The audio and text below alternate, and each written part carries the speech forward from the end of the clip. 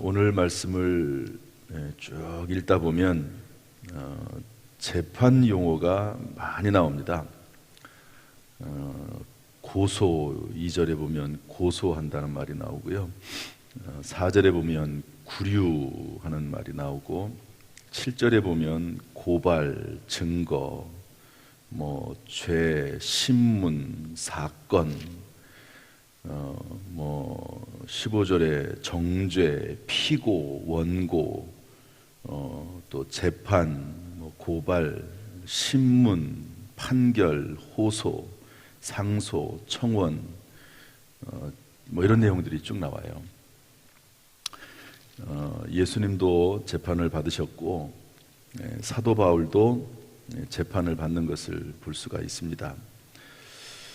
오늘 이 내용은 이제 사도 바울이 예루살렘에 들어갔다가 사도 바울이 전혀 행하지 않은 일로 인해서 고소 고발을 당합니다. 그래서 이제 사람들이 다 그렇게 얘기를 하고, 특별히 이제 아시아에서 온 유대인들, 사도 바울이 아시아에서 복음을 전했잖아요. 그래서 거기에서 그 유대인들이 사도 바울이 복음 전하는 것을 싫어해가지고 계속 사도 바울을 괴롭히고 힘들게 하고 어렵게 했습니다. 그런데 예루살렘에 와서도, 예루살렘에 그 아시아에 있는 유대인들이 예루살렘에 왔거든요. 그 사도 바울이 있네요. 그러니까 그 사도 바울이 하는 일에 대해서 따져보지도 않고 그냥 사도 바울을 고소하고 고발해서 이제 재판에 넘겨지게 되는데, 일단은 고소 고발을 하면 재판이 열리죠. 우리나라도 마찬가지 아닙니까? 형사 재판을 이제 경찰에 고소를 하면 형사 재판은 일단 경찰이나 검사가 조사를 해서 기소를 할 건지 말 건지를 결정을 하지요. 그런데 민사 재판 같은 경우는 무조건 재판을 합니다. 일단 무조건 재판을 하거든요. 누가 잘했든 잘못했든 재판을 해서 따져봅니다. 그런 것처럼 사도 바울이 이제 재판을 들어가게 되는데요. 처음에 재판관으로 있었던 사람이 이제 벨릭스라고 하는 사람입니다. 로마 총독이죠. 그런데 로마 총독이 재판을 하다가 결정을 내리지 않고 2년이나 지나고 나서 그냥 자기는 가버렸어요. 다른 임지로 가버렸습니다. 그리고 나서 부임한 사람이 베스도지요. 그래서 이제 베스도가 부임하자마자 유대인들이 찾아와 가지고 또 이제 고소하고 고발하고, 심지어는 예루살렘으로 데리고 와라. 예루살렘으로. 그래서 예루살렘으로 오는 길에 이제 사도 바울을 죽이려고, 암살하려고 그렇게 계획까지 세워놓고 오도록 부탁을 하는데 베스도가 허락을 하지 않습니다. 그 대신에 물어보죠. 사도 바울에게, 이 사람들이 너를 예루살렘으로 데려가기를 원하는데 네가 그것을 허락하겠느냐?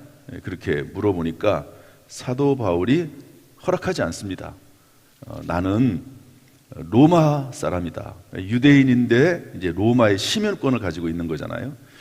이 로마의 시민권을 가지고 있다고 하는 것은 그 당시에는 엄청난 그런 권리라고 볼 수가 있습니다.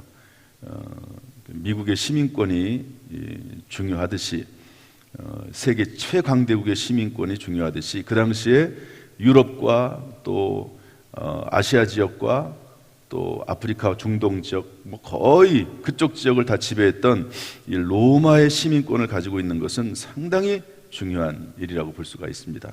그래서 내가 로마 사람이니까 가이사에게 상소하겠다. 가이사라고 하는 것은 황제를 말합니다. 로마 황제. 내가 로마 황제에게 로마 시민으로서 로마에 가서 내가 직접 신문을 받고 재판을 받겠다. 그렇게 이야기하지요. 그래서 11절 말씀 보면 이런 말을 해요. 내가 가이사께 상소하노라. 황제에게 상소합니다. 그래서 가이사에게 가게 되지요. 가이사는 로마의 황제니까. 이렇게 해서 이런 놀라운 방식으로, 전혀 상상할 수 없는 방식으로 로마에 가게 됩니다. 사도 바울이 예루살렘을 거쳐서 내가 로마에도 가고 싶다, 로마에도 복음을 전하고 싶다, 그렇게 원하면서 내가 갇혀서 붙잡혀서 죽을지언정 내 사명을 감당하면 내 목숨조차 귀한 것으로 여기지 않겠다고 그렇게 예루살렘에 들어가지 않았습니까? 그런데 이런 방식으로 놀랍게도 로마에 들어가게 됩니다. 제가 지난번에도 말씀드렸듯이 본인이 그냥 로마에 가려면 얼마나 많이 돈이 듭니까? 말을 타고 가든 걸어서 가든 시간도 많이 걸리고 또 비용도 많이 들고 그렇지 않습니까? 그런데 어쨌든 재판을 받으러 가는, 아직 죄인은 아니죠. 이 재판을 받으러 이제 로마로 가는 배를 타고 로마의 그 군인들의 호송을 받으면서 로마로 가게 되는 이런 일들이 일어나게 되는 거죠. 그래서 이제 가게 되는데 이 베스도라고 하는 사람이 아무리 봐도 이 사도 바울이 죄가 없어요. 죄가. 상소는 하긴 해야 되겠는데, 로마 황제에게 보내긴 보내야 되겠는데 죄가 없으니까 죄목을 찾기 위해서 아그리빠라고 하는 그 당시 왕에게 찾아가서 또 왕의 신문을 받기도 하고 또 대화를 나누기도 하고 그렇게 되는데요. 한번 봅시다. 우리 25절 말씀을 한번 다시 한번 읽어보죠. 25절 다 읽어보죠. 시작. 내가 살피건대 죽일 죄를 범한 일이 없더이다. 그러나 그가 황제에게 상소한 고로 보내기로 결정하였나이다. 그에 대하여 황제께 확실한 사실을 아릴 것이 없으므로 신문한 후 상소할 자료가 있을까 하여 당신들 앞, 특히 아그리빠 왕 당신 앞에 그를 내세웠나이다. 그 죄목도 밝히지 아니하고 죄수를 보내는 것이 무리한 일인 줄 아나이다 하였더라. 상소는 하긴 해야 되는데 죄목이 없어요. 죄목이. 그래서 아그리빠 왕을 불러다가 신문하게 하고 죄목을 좀 찾아서, 이런 경우가 사실 어디 있습니까? 죄가 없는데도 워낙 그 유대인들이 난리를 치니까 그냥 어떻게 할 수는 없고 그냥 풀어줄 수는 없고, 또 마침 사도 바울이 황제에게 상소하니까 보내기는 보내야 됐고, 그런데 로마의 총독으로서 죄목을 정해가지고 무언가 상소를 해야 될 텐데 죄목은 없고, 그래가지고 아그리빠 왕을 불러서 대화를 나눴다 하는 그런 내용입니다. 오늘 이 말씀 속에서 좀 한 가지만 살펴보려고 합니다. 우리 8절 말씀 한번 읽어보죠. 8절 말씀 다 같이 읽겠습니다. 시작. 바울이 변명하여 이르되 유대인의 율법이나 성전에이나 가이사에게나 내가 도무지 죄를 범하지 아니하나이다. 10절도 한번 읽어보죠. 시작. 바울이 이르되 내가 가이사의 재판자리 앞에 섰으니 마땅히 거기서 신문을 받을 것이라. 당신도 잘 아시는 바와 같이 내가 유대인들에게 불의를 행한 일이 없나이다. 이러면서 내가 가이사에게 상소하노라 이렇게 말하거든요. 저는 이 말씀을 보면서 예수님을 생각했습니다. 여러분, 예수님이 이제 빌라도에게 재판을 받죠. 그러니까 로마의 총독, 예수님 당시에는 로마의 총독이 빌라도잖아요. 사도 바울이 지금 예루살렘에 있을 때는 이 벨릭스와 베스도가 로마의 총독이었던 거죠. 총독은 임기에 따라서 이렇게 움직이기도 하니까. 그런데 예수님은 재판을 받으셨을 때 어떻게 하셨죠? 침묵하셨습니다. 아무 말씀도 안 하셨어요. 빌라도가 하도 답답하니까 너는 왜 대답을 하지 않냐? 죄에 대해서 사람들이 죽이라고 그렇게 얘기를 하는데 왜 거기에 대해서 전혀 변명을 하지 않고 이 재판 자리에서 자신을 변호하지 않느냐 하는 이야기를 했습니다. 그런데 그렇게 해서 예수님은 십자가에 달려 죽으셨죠. 그런데 사도 바울은 아주 적극적으로 자신을 변호합니다. 그래서 나는 죄를 범한 것이 없고 증거가 있으면 저 사람들에게 대라고 얘기하고, 나는 여기에 대해서 전혀 죄가 없기 때문에 로마에 내가 상소합니다. 우리로 말하면 1심, 2심, 3심제가 있지 않습니까? 이 당시에도 보면은 상소한다는 말이 있는 걸 보면 몇 가지 절차가 있는 것 같아요. 그래서 최대한도로 자기의 로마의 시민권에 대한 그 권리를 누리고 찾고, 그리고 오늘로 말하면 사회적 권리, 자신이 가지고 있는 사회적 권리, 재판을 받을 수 있는 사회적 권리를 최대한 활용해서 자신의 권리를 지켜나가는 것을 볼 수가 있습니다. 물론 이제 사도 바울의 서신서에 보면 나중에 교회가 하도 뭐 재판을 많이 하고 교회 성도들끼리 막 싸우고 이러니까 그런 것들을 금지하도록 너희들 스스로 안에서 해결하도록 그렇게 얘기를 하는 부분도 나오지만 사도 바울은 자기 자신을 변호하기 위해서 1심, 2심, 3심, 로마의 상소까지 하면서 그렇게 자신을 변호하는 것을 볼 수가 있습니다. 우리가 살아나갈 때 저는 이것을 보는 거죠. 침묵할 때가 있고 자신을 변호하고 말을 해야 될 때가 있다 하는 것을 이 본문을 통해서 확인해 볼 수가 있습니다. 침묵할 때 침묵하지 않는 것은 하나님이 기뻐하지 않으시죠. 여러분, 하나님께서 여리고성을 돌게 하시죠. 매일매일 하루에 한 바퀴씩 돌게 하시고, 그리고 마지막 날에는 7바퀴를 돌게 하시고 여리고성을 향해서 외치게 하십니다. 그때 하나님께서 그 여리고성을 무너뜨리게 하시잖아요. 그런데 하나님께서 뭐라고 말씀하시죠? 너희가 여리고성을 돌 때 침묵해라. 아무 말도 하지 말아라. 만약에 그 여리고성을 돌면서 말을 하게 했으면요, 이스라엘 백성들이 별의별 얘기를 다 했을 겁니다. 지금 우리가 출애굽을 해가지고 광야 40년을 지나서 요단강을 건너가지고 가나안 땅 들어와서 길갈에 진을 쳐가지고 첫 번째 전투를 하고 있는데, 전투를 하면 마땅히 싸워야 되고 그 성을 공략하기 위해서 작전을 세워야 되는데 그런 것은 하지 않고 여리고성을 돌기만 하라는 게 말이 되냐.